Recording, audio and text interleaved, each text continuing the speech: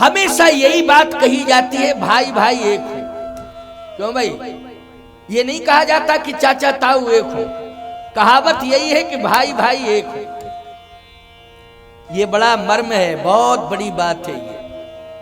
इसको सामान्य रूप से मत लेना, आप अपने जीवन से जोड़ना।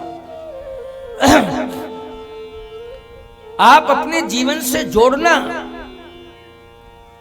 ये बहुत महत्वपूर्ण बात है। भाई भाई एक है। भगवान राम ने भी इस परंपरा को कायम किया है और इस बात का स्पष्टीकरण दिया है कि पिताश्री ने सबको निमंत्रण दिया है, सबको सूचनाएं दी हैं, लेकिन इतना बड़ा उत्सव और उस उत्सव में संपूर्ण भाई नहीं है। अच्छा, भगवान कह भी रहे हैं इस बात को, जन्मे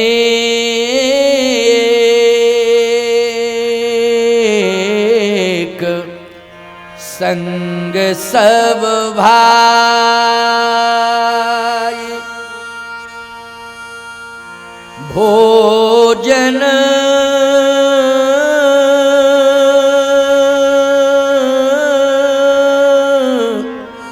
भोजन शयन खेली लड़काई। जन्मे एक संग सब भाई, हम संपूर्ण भाइयों का जन्म एक ही समय में हुआ है। जितनी उम्र राम जी की, उतनी उम्र भरत जी की भी है, उतनी ही उम्र लक्ष्मण जी की है, उतनी ही उम्र शत्रुघ्न जी की है। 15-15 साल के हैं विवाह के समय, लेकिन इस समय 15 साल के नहीं है, 12 वर्ष हो चुके हैं विवाह के। कितने वर्ष हो चुके हैं? 12 वर्ष। अच्छा, 15 और 12 कितने होते हैं जरा बताओ, तुम लोग मदद किया करो मेरी। हाँ, वैसे तो मैं समझता हूं, लेकिन मदद चाहता हूं थोड़ी बहुत है। 27 वर्ष। अब कल्पना करिए, आप 27 वर्ष की अवस्था राम जी की भी है और 27 वर्ष की अवस्था लक्ष्मण जी की, भरत जी की, शत्रुघ्न जी की। एक जन्मे एक संग सब भाई, भोजन शयन केली लड़काई। इसका मतलब है कि पूर्ण यौवन। 27 वर्ष की अवस्था का मतलब क्या है? पूर्ण यौवन। चिंता बचपन में नहीं रहती है कि भाई भाई एक नहीं है। भले ही कोई कहीं चला जाए, रूठ जाए, कुछ भी हो जाए, लेकिन लोग यही कहते हैं भाई भाई है, वो तो सब एक है ना। लेकिन जब यौवन में भाइयों में दूरी हो जाती है तो शंका भी पैदा हो जाती है और समस्या भी परिवार में खड़ी हो जाती है। बचपन में अलग अलग हो तो कोई समस्या नहीं है। क्यों भाई, है क्या? बचपन में है बच्चे, क्या समस्या? कोई मामा के यहाँ गया तो कोई फूफा के यहाँ गया, कोई जीजा के यहाँ गया, कहीं कोई बात नहीं है। अच्छा, ऐसा भी देखा जाता है कि कभी कभी बच्चों को, अगर बच्चों की संख्या 2, 4, 5 है तो जिनके परिवार में बच्चे रिश्तेदारियों में नहीं होते, वो कहते भैया हमारे बच्चा नहीं है, दे नहीं सकते हो पूरे समय के लिए, तो शिक्षा दीक्षा का ही मुझे लाभ मिल जाए, मैं इस बच्चे की शिक्षा दीक्षा पूरी करा दूं, मेरे यहाँ ही थोड़ा सा वात्सल्य का स्वरूप आ जाए, तो रिश्तेदारों के यहाँ भी बच्चों को भेज दिया जाता है। लेकिन ये नहीं कहा जाता बच्चे दूर हो गए, वो समस्या नहीं है। लेकिन जब यौवन प्रारंभ होता है और दूरियां होने लगती हैं तो समस्याएं खड़ी हो जाती हैं। भगवान को यही चिंता हो रही है। पिताश्री इस पर विचार क्यों नहीं कर रहे? पिताश्री को विचार करना चाहिए। एक बात और बताएं, जब कभी भाई भाई दूर होने लगते हैं तो पिता ही विचार करता है। बोलो, करता है विचार कि नहीं? लेकिन यहां भाई विचार कर रहा है रामचरितमानस में, पिता विचार नहीं कर रहा। देखो कितना डिफरेंस है, सोचो जरा। वहां भाई भाई दूर होने लगते तो विचार नहीं करते हैं। उस कंडीशन में जब भाई भाई दूर होने लगते हैं तो माता पिता विचार करते हैं। क्यों? ये हो क्या रहा है? ऐसा होना नहीं चाहिए। खास तौर से पिता का चिंता का विषय बन जाता है कि समाज में हम कैसे मुंह दिखाएंगे। अपने बच्चों को ही एक नहीं कर पा रहे हैं, हम कैसे समाज वालों को समझाएंगे? ये चिंता का विषय बनता है। लेकिन रामचरितमानस में तो पिता विचार नहीं कर रहा है भाइयों में दूरियां हो रही हैं, यहाँ तो भाई विचार कर रहा है कि हम भाइयों में दूरियां क्यों हो रही हैं। मैं एक बात कहता हूं, भाइयों भाइयों में प्रेम होना चाहिए प्यारे। रामचरितमानस की परंपरा है, ये ग्रंथ आपको आदेश देता है कि भाइयों भाइयों में कैसा प्रेम होना चाहिए। दूरियां होने लगे तो भाई चिंता करें आपस में कि ये दूरियां क्यों हो रही हों, दूरियां दूर हो जाएं। इसके लिए भाइयों भाइयों को प्रयास करना चाहिए कि दूरियां ही दूर हो जाएं, ये दूरियां न रहे दूरियां। इसकी चिंता है रामचरितमानस के भाइयों। भगवान कहते हैं जन्मेक संग सब भाई, भोजन शयन केरी लड़काई, करण वेद उपवीत विवाह,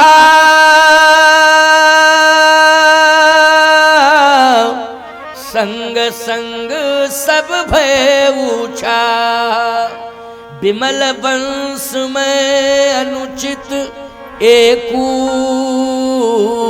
और बंधु विहाय बढ़ही अब सेकू, बंधु विहाय बढ़ही अब सेकू। भाइयों को दूर करके मुझे राजा बनाया जा रहा है। मैं भाइयों की दूरी बर्दाश्त नहीं कर सकता हूं। ऐसा राज्य मुझे नहीं चाहिए कि जिसमें मेरे भाई मुझसे दूर हो जाएं और मेरे भाइयों को कोई सूचना भी नहीं। भरत और शत्रुघ्न को तो कोई सूचना ही नहीं दी गई, जबकि सूचना दी जाती है। क्यों भाई, दी जाती है कि नहीं? अच्छा, एक बात और समझ में नहीं आ रही, बड़ी अटपटी बात है भाई, इस पर कभी कभी विचार होता है। जैसे आपके घर में कोई उत्सव है तो आप ससुराल तो निमंत्रण भेजोगे ही भेजोगे।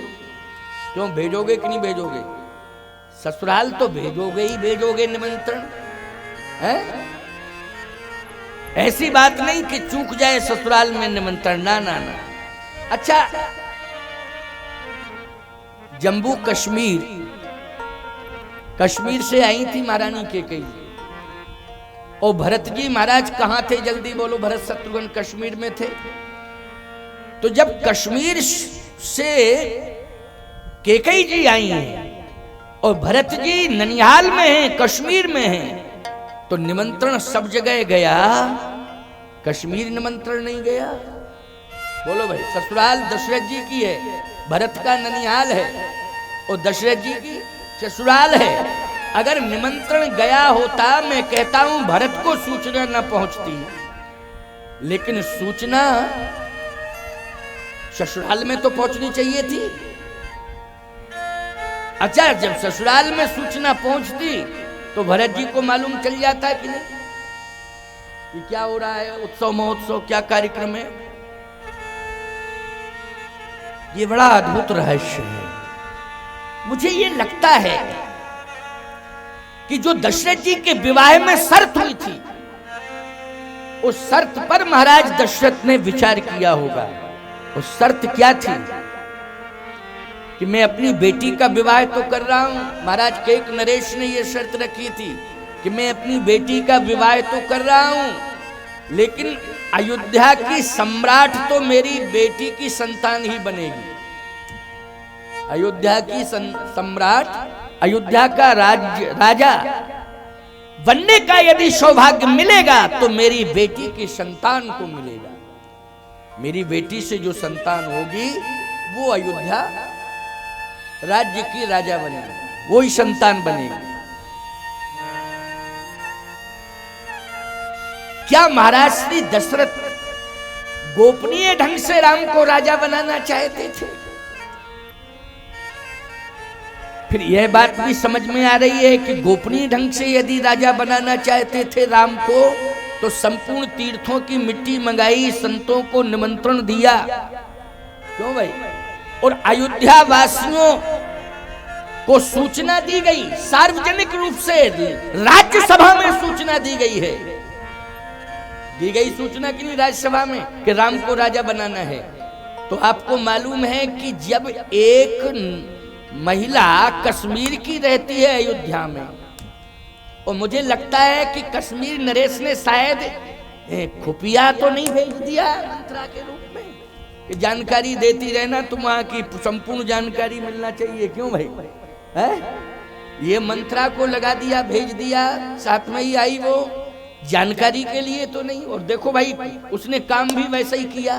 बोलो किया काम कि नहीं? काम भी उसने वैसे ही किया है, ऐसा लगता है। मंत्रा तो वहीं से आई थी, कश्मीर से ही आई थी मंत्रा। मंत्रा अयोध्या की नागरिक नहीं है, ये तो कश्मीर की है, नौकरानी है, सेवा करने के लिए आई है। लेकिन आई तो कहां से है? अच्छा एक बात बताओ भैया, जब राजा है तो राजा के राज्य में क्या उबड़ी कुबड़ी ही नौकरानी है और ठीक ठाक नहीं थी क्या? एक ही थी। अगर भेजना ही था तो केवल कश्मीर में एक ही नौकरानी थी सेवा करने वाली। अरे बढ़िया स्वस्थ भेजते, क्यों भाई भेजते कि नहीं? लेकिन जानते थे कि एक नरेश कि ऐसी महिला को भेजो कि जो लोभ में ना फंसे, सही न्यूज दे,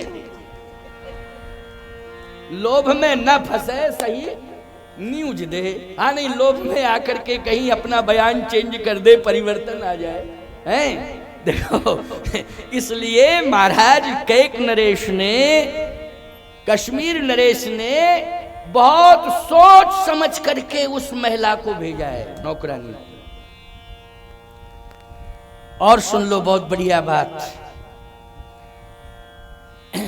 एक पक्ष तो ये हो गया, एक पक्ष कश्मीर का रखा मैंने, ठीक है ना। अच्छा ये समस्या जो है कश्मीर वाली पहले से ही बनी रही। क्यों? कश्मीर की समस्या आज की नहीं है, पहले ही की है। बोलो है पहले की कि नहीं? कश्मीर की समस्या पहले ही की है। वो तो ये कहिए कि चैलेंज करता हूं मैं सतयुग को, चैलेंज करता हूं मैं त्रेता को, चैलेंज करता हूं मैं द्वापर को, लेकिन धन्य है हमारा कलयुग, कश्मीर की समस्या कलयुग में समाप्त कर दी। बोलो भाई, कलयुग में कश्मीर की समस्या समाप्त कर दी गई। अब थोड़ी बहुत बची है तो बुलडोजर चल जाएगा उस पर, बुलडोजर तैयार है तो भाई वो भी समस्या खत्म हो जाएगी, है ना, चिंता करने की जरूरत नहीं है। लेकिन कलयुग में, वास्तव में कलयुग के भक्तों की बहुत बड़ी तपस्या है। और ठीक हो जय प्रकाश।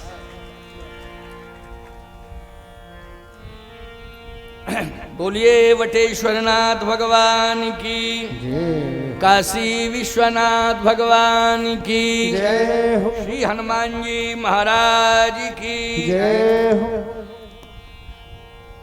तुम जैसे भक्तों ने, तुम जैसे समझदार लोगों ने कश्मीर की समस्या का समाधान किया है।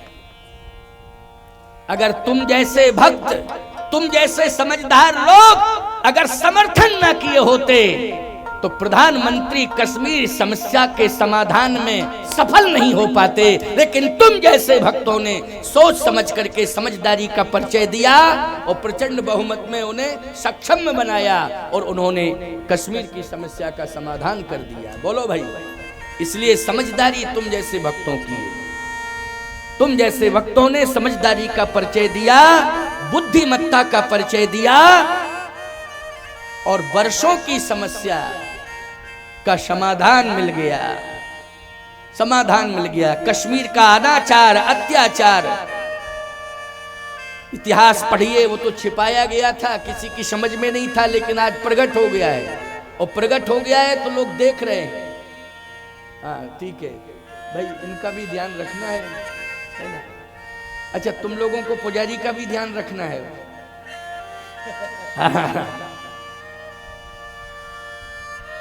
तो कश्मीर की समस्या का समाधान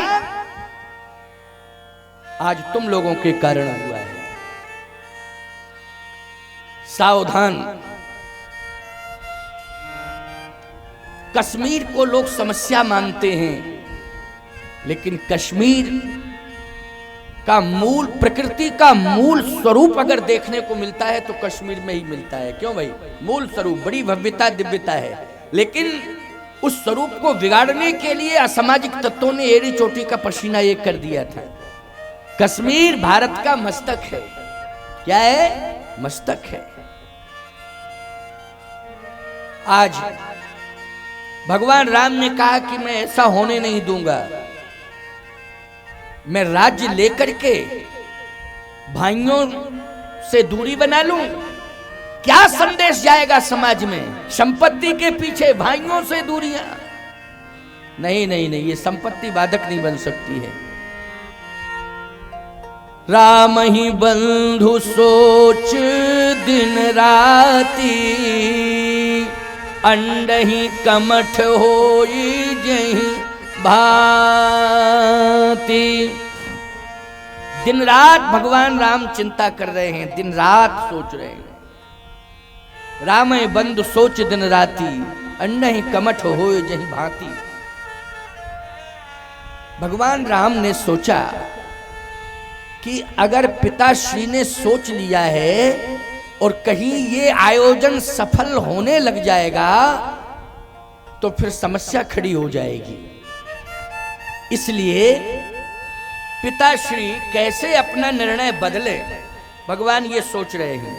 अब भगवान सोच ले तो राम कीन चाहे सोई होई, भगवान सोच ले तो वही होगा। लेकिन डायरेक्ट अपने पिताजी से नहीं कह पा रहे हैं कि पिताजी ये आपका विचार मुझे अच्छा नहीं लग रहा है, मैं सहमत नहीं हूं। बस यही तो राम की मर्यादा है।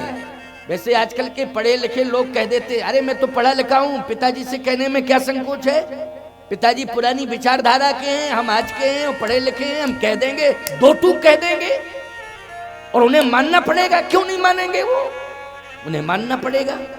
वो पिता भी कहता है कि भैया लड़का पढ़ा लिखा है, अब हमें मानना तो पड़ेगा।